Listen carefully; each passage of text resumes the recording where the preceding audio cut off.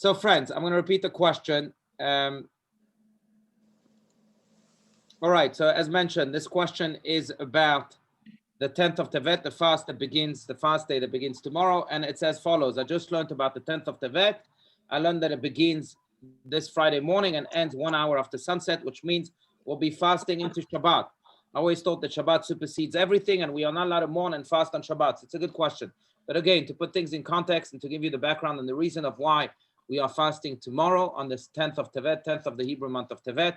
And that is because this is the day, 10th of Tevet, is the day which the Babylonians began the siege on Jerusalem, which led 18 months later to the destruction of the first temple that was built by King Solomon. That destruction of the first temple eventually led also to the exile of Jews to Babylon, and it began a long journey of not just exile, but also of pain and torture. And eventually, the Jews came back to the land of Israel and were able to rebuild the second temple. But the destruction of the first temple occurred because of what happened on this day of the 10th of Tevet, siege of Jerusalem by the Babylonians and by the army of Nebuchadnezzar.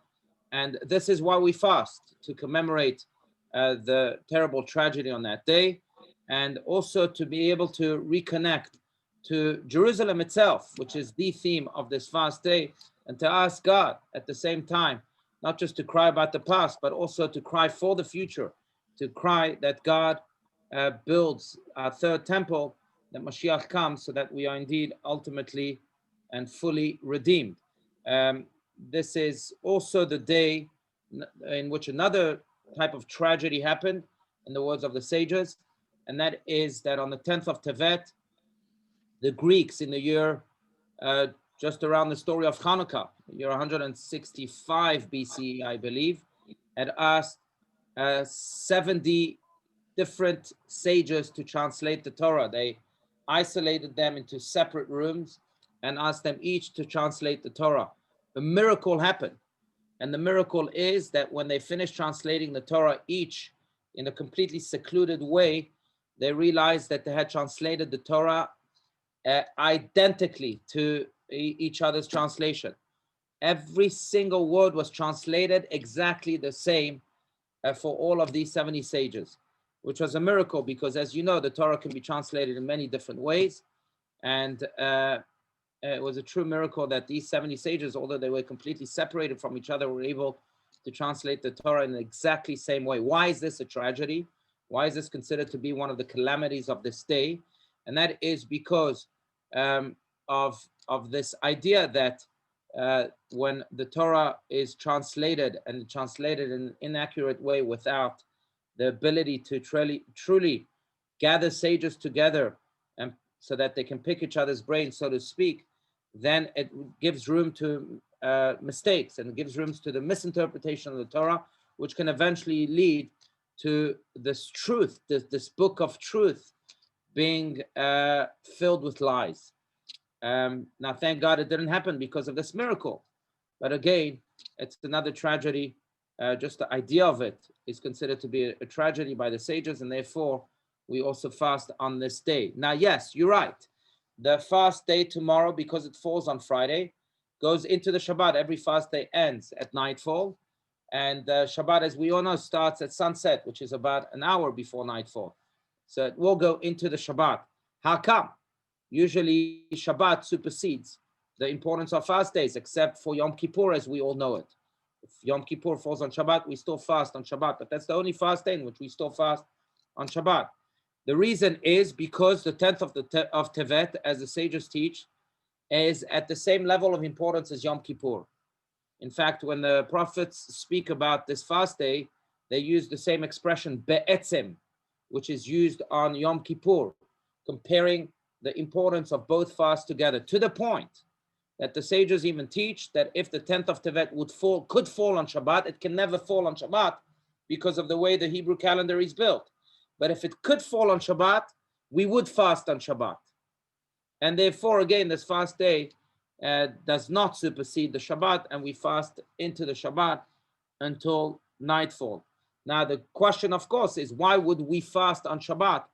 That's because it's really the beginning of the destruction of the first temple, but it's also the beginning of this idea that Jerusalem can fall into evil hands, because this was again the first temple.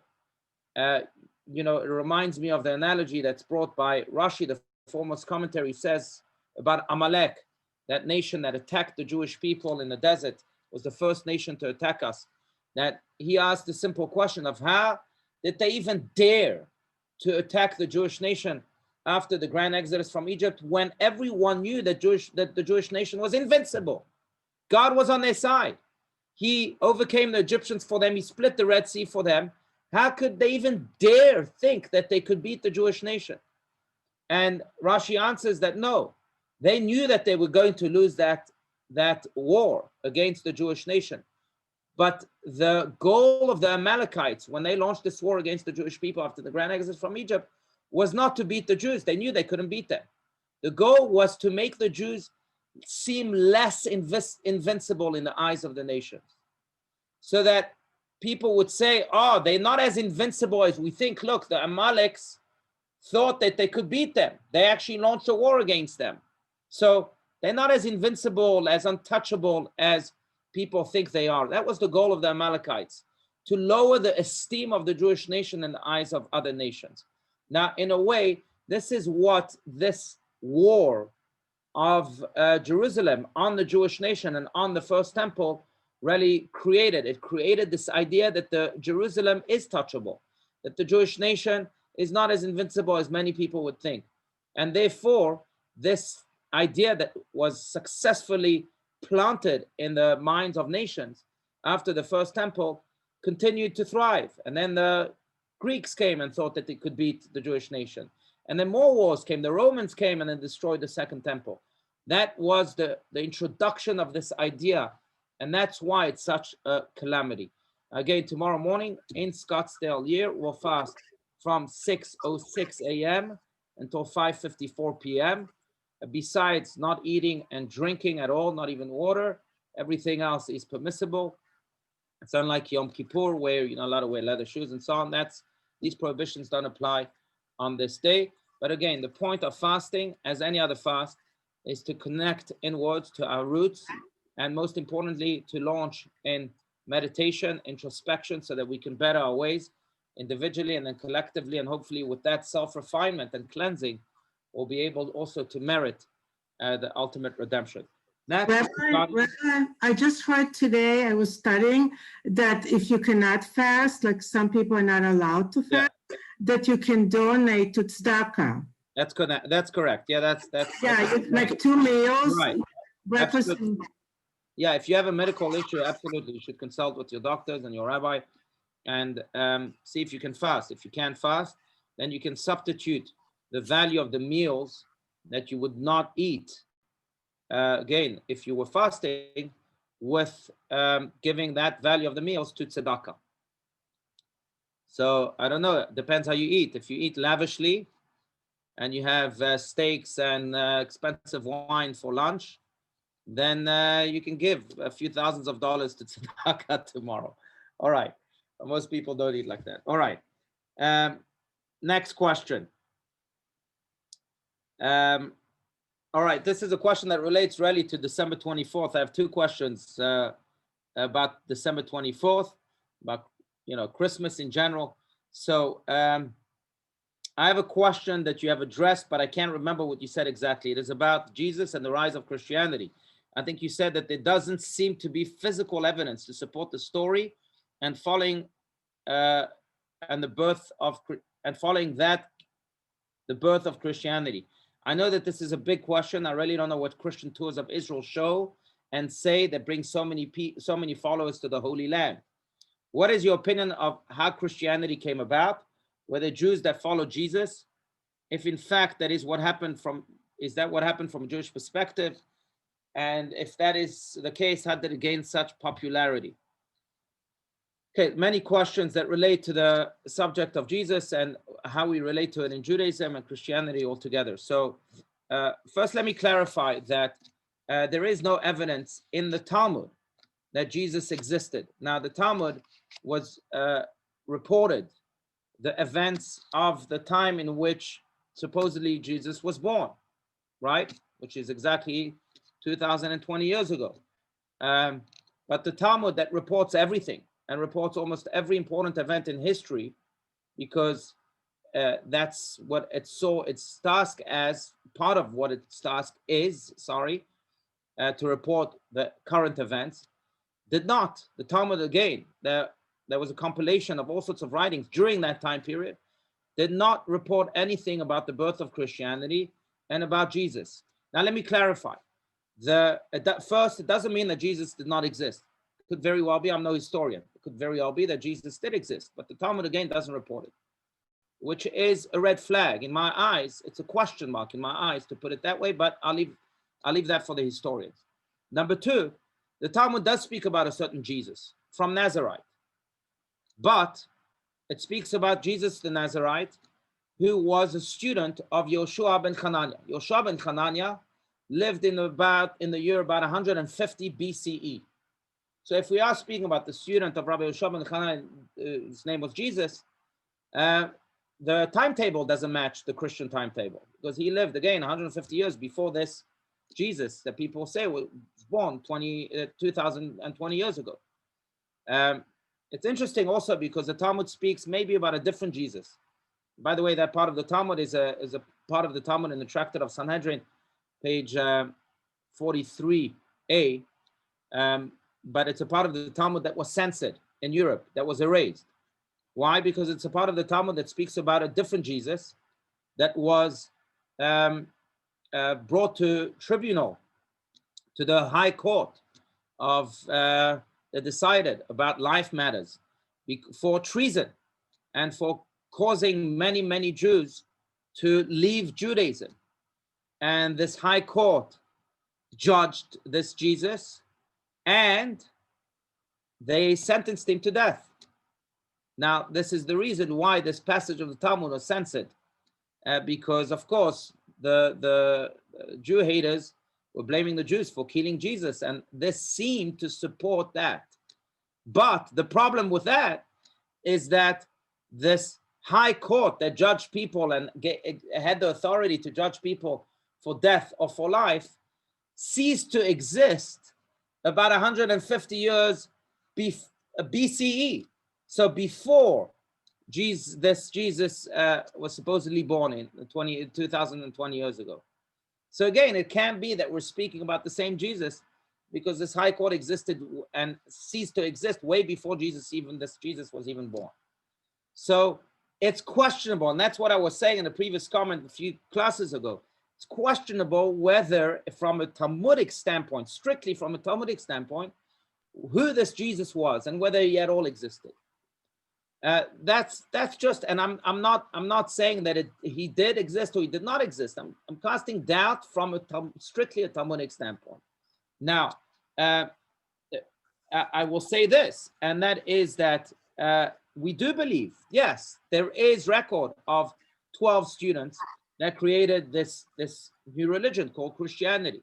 So the students who came, but they may have come much later in the year, based on the Jewish records, they may have come in the year 203 or 300 CE. And that's interesting, because you do have record of Matthew and Paul and all those other 12 students, but not really of Jesus himself. And that's what created Christianity. Why did it gain such popularity? I don't know. I really don't know. I have to think about it. I don't know. I think it gained such popularity because of the immense influence that it had on Europe. Why did it have such immense influence? I believe if I had to analyze it as a rabbi or as a spiritual leader, I would say that's because I believe that every human being has a yearning for spirituality. This was the answer of the time. Judaism, no one would flock to. First of all, because Jews weren't so welcome to others. There's no commandment to convert others. Secondly, it's much harder to be a Jew than to be a Christian. Yet there's a yearning for spirituality that many people have. And 2,000 years ago, that's what gave satisfaction spiritually to people, because that was the religion of the time. and established its Catholic Church that imposed its religion on most of Europe, and sometimes in a very, very forceful way, almost as a dictatorship. It's enough to learn about the Crusades of 1,000 years ago to know that this wasn't a democracy. And the Catholic Church has taken, by the way, ownership of guilt of these terrible events in history, and has asked for forgiveness. But again, that's another reason. Maybe because there was such a dictatorship that imposed this religion on so many others. Now I'm saying very controversial things, but these are historical facts. Okay. All right. That was Rabbi, relate to this question. Yes. I just wanted you to know that part of the sermons that I'm writing for my uncle gave a talk in a church about that very topic. Oh, very a church in Litchfield Park here in Arizona. I'll send it to you. You should send it to me, and you should share it with everyone. It's similar. He did say that there could have and probably was a Jesus who was a Jew. Right. He wasn't a perfect Jew, but Right. he was a Jew. Yeah. And he said what bothered him, and he refuses to even use the word, is turning Jesus into Christ. Right. Right. And that's when everything went sour. And he ended the theme of the sermon on brotherhood and working together. Very nice. Yeah, I'll send it to you. Please send it to me. Okay. There's a lot to learn from that. Yeah. Mm-hmm. Okay. Next question, which is somewhat of a controversial question these days, but I will preface the answer by saying that I'm no medical expert, and you'll understand why now. The question is, what is the Jewish law regarding the COVID vaccination? I saw both chief rabbis in Israel tell everyone to get the vaccine. Not only did the chief rabbis tell everyone to get the vaccine, I'll add to this, and that is that many other rabbis, Rabbi Kanievsky got the vaccine. It's considered to be the rabbi of the Lithuanian or Litvish or a very Shivish, some type of ultra-Orthodox group in Israel. Many of the other rabbis have encouraged people to get the vaccine. I am of the personal opinion that yes, people should get the vaccine. This is a matter of pikuach nefesh, of risking life, and you have the ability to get the vaccine, you should get the vaccine. I will say this, that this comes with an annotation. And the annotation, it was added by the chief rabbis who, by the way, themselves got the vaccine. So which means that this annotation is not something to overly consider, but an annotation that says that we don't know yet what the side effects of the vaccine are. And because we don't know what the side effects of the vaccine are, then it poses it might pose a real question about the continuation of receiving this vaccine. Because if we find out 3 months down the line that the side effects of this vaccine can be very fatal, which I don't think will be the case, but let's say it is, then they might have to reconsider it. But again, it's a small annotation and it has to be kept at the back of the mind. But for what we know now, this is pikuach nefesh, and yes, absolutely, if you can get the vaccine, you should get the vaccine. I'll add that my parents got it this week, and so it's not just a philosophical matter for me, but it's also a personal one now. I will say this also, and that is that there are questions about the ingredients of the vaccine. Some say that there's some pork in the vaccine, and maybe that's a problem. Well, again, first of all, we don't look at that when it comes to life and death issues. If pork is going to save my life, I'm allowed to eat pork, if it's going to save my life. Secondly, the prohibition of pork is on eating pork. Injecting pork, that's a whole other question, much more complex than that. And third, again, I will add that that in of itself is a doubt. So there's a concept in halacha, and I don't want to get too halachic and complicated, but it's called sfek sfeika, a doubt of a doubt. It's unclear if there's a pork altogether in the vaccine, even if there is, and I don't know, some say there is. I really, again, I'm no medical expert, like I said, but even if there is, the other doubt is that it's questionable whether you are committing any prohibition, or you're transgressing any prohibition because you're injecting it, you're not eating it. Anyway, and that's barely not a doubt according to most opinions. So that shouldn't even be a concern. That's regarding the vaccine. Again, for any other medical questions, please turn to your medical experts, your doctors themselves. All right, next question. Dear Rabbi, I read this one already.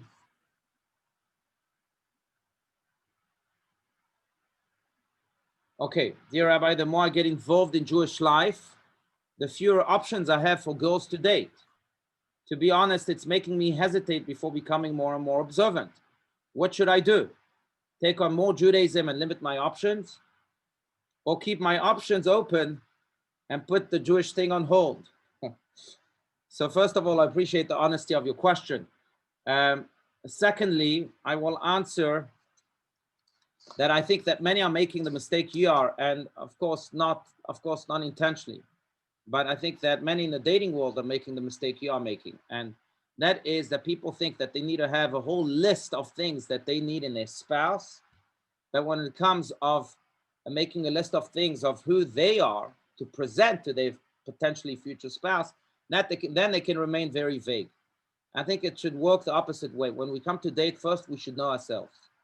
We should know who we are, because we are about to match this piece of the puzzle with another piece of the puzzle. And if we don't know what curves this piece of the puzzle has and what shapes it has and how it's exactly molded, and we'll never be able to match it to another piece of the puzzle. So first know who you are. Now, we'll say this. If you are Jewish, then getting involved in Jewish life and getting involved in Judaism is who you are. And the more you get involved, the more you'll know who you are. And therefore, the easier then it will be to match yourself to someone else, because you'll know exactly, like to use that analogy again, of the piece of the puzzle, you know exactly what color it has, what curves it has, what shapes, what turns, what, you know, where it's round, where it's square, etc., etc. So you first have to know yourself, and then you'll know also who you are looking for. To just fall into this idea that all I have to know is my spouse, and I have this idea, first it's very selfish. I hate to put it that way, but you're not marrying someone that fits you. You are marrying someone that you can both fit each other. Not a question of taking an object and saying, okay, this is mine, and that's it. So first, that whole idea is very selfish. Secondly, again, will make your marriage not just smoother, but also happier when you know yourself, and then you'll know exactly who to match your piece of the puzzle to. So I would say no, quite the opposite. Figure out who you are Jewishly and get more and more involved. And then with that clearer Jewish self that emerges, you'll also be able to match that clearer Jewish self to that ultimate person that fits you.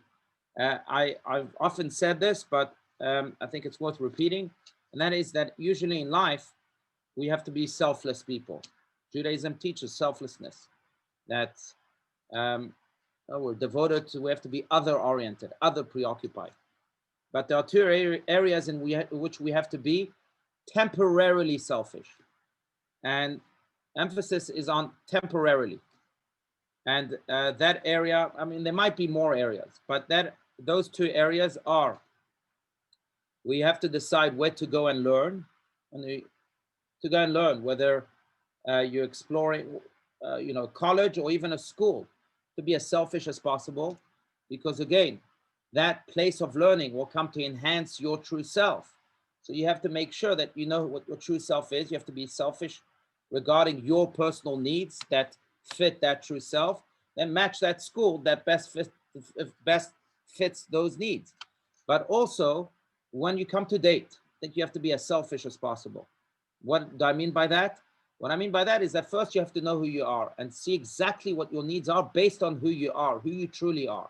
And then you have to go and try and find that ultimate date. Now, what's interesting is this, there's a caveat to this idea. And that is that once you've attained that selfishness and you figure out exactly who you are for those two domains, after you've dated and after you've gone to that school for domain number one, then you have to be as selfless as possible. So you have to go from one extreme to the other, from the extreme of selfishness to selflessness. Once you've dated and you find that ultimate bashert, then you have to be as selfless as possible. Same with studying. Once you find that school and that ultimate bashert for you, then you have to be as selfless as possible in order to absorb that knowledge with as much humility as possible. But that's just a point that is important to make, and is important to keep in mind when we go out dating. Next question. This is a question again for December 24th. As a rabbi, here's a question for December 24th. And this was by a dear friend who's not Jewish. He's Mormon actually, but he asked a good question. So as a rabbi, here's a question for December 24th. I assume you believe that Judaism is the truth. If so, how do you explain the fact that there are so many other religions and only a tiny minority of the world's population believes as you do? Good question. So I know that the questioner has many children, and also know that he has many siblings. So it's true for children. I have 9 children, Kenai, and I know that every child is different. No child, even though I have, Baruch Hashem, many, no child is identical in the personality as the other. Now, every child has his own strengths and weaknesses. Some are more talented musically, and some are more talented athletically, and some more talented scientifically, and so on. Now, I would say that that's the way God created humanity. You have nations that have certain strengths and weaknesses, and you have other nations that have other strengths and other weaknesses. The Jewish nation is one of those children, and that child received the Torah because God is saying to us that this is what's going to make you as Jews strong. This is what's going to make you as Jews thrive. Other nations are other children. God did not give them the Torah because they have other strengths to work on, and they have other values to follow. They have the 7 Noachide laws, maybe from a Jewish perspective, but they have other values to follow, and they have to be the best they can be. As mentioned before, we Jews don't seek to convert others because we believe in that. We believe that every single nation is a different sibling in this family of humanity, and everyone has their own calling. Everyone has their own uniqueness that they have to develop. So the Jewish nation has its own Torah, has its own mitzvot, and that's what we have to develop as much as we can. Others have other things. And I think what's beautiful is that here we have a picture of a perfect symphony emerging. And I would say that therefore, this is very important, especially in our society. Therefore, the idea that every part of the world should be unified, and every religion should fall into this melting pot to become one, I think is a crooked idea in its very essence. I think the goal should not be unity. The goal, as far-fetched as this may sound, but the goal should be harmony, in which all the nations are harmonizing with one another, not uniting to lose their sense of self and finding some compromise to be able to fit into this melting pot. It doesn't work that way. It doesn't work that way as individuals, and it certainly doesn't work that way as nations. So yes, as Jews, we believe we have the truth for us. Torah and mitzvot are our truth for us. They were given to us, and therefore they are our truth for us, our divine truth. And other nations have other purposes, other missions.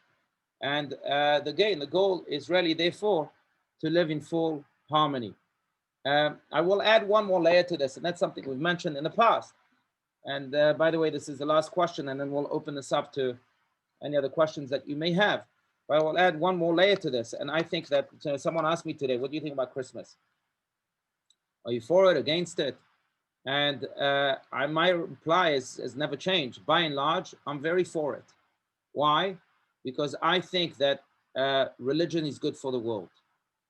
And regardless, of course, you have those extreme, I don't call them religions, but regardless of what religion you have in your life, you belong to, of course, you have to be true to who you are. So if you're a Jew, you have to have the Jewish religion. But otherwise, really, religion is good for the world, regardless of what religion it is, and regardless who is affiliated to it. Why? Because what all religions have in common is this idea that there's a God watching them. And when people are inculcated with that idea that there's a God watching them, they become accountable. And accountable people are nicer people. the fact of life. People that are accountable to a greater power and know that they just can't do anything, and that life is not a jungle, and that they have to live according to certain moral values, and that if not, they'll be punished, and if yes, they'll be rewarded. Those people become nicer people. They are more apt to fit into to